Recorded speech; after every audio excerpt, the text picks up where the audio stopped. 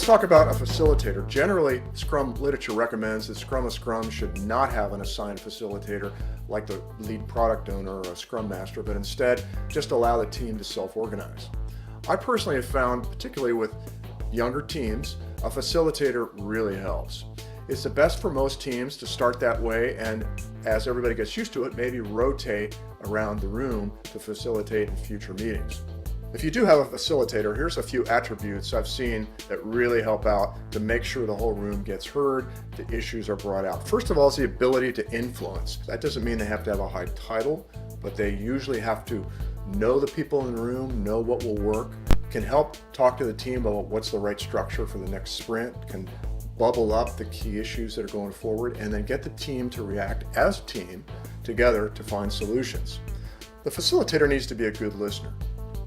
They really need to hear what's going on in the room, if possible what goes on in the daily stand-ups, maybe during development meetings, and then bring them to Scrum of Scrums and air them.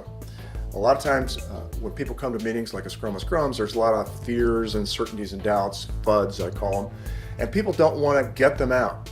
But a good facilitator will say the unsaid issues and then bring them up, air them, discuss them, and then get into solution mode as quickly as possible. A good facilitator will state the unstated. They'll voice what's not happening in the meeting. For example, when people don't show up or they don't show up on time, or people are sitting when they all agreed they were going to do Scrum of Scrums standing, or vice versa. Sometimes people say, let's do it sitting, and then somebody stands in the corner. So a good facilitator will call out the hard truths sometimes about what might be happening and go out of their way to encourage a collaborative discussion.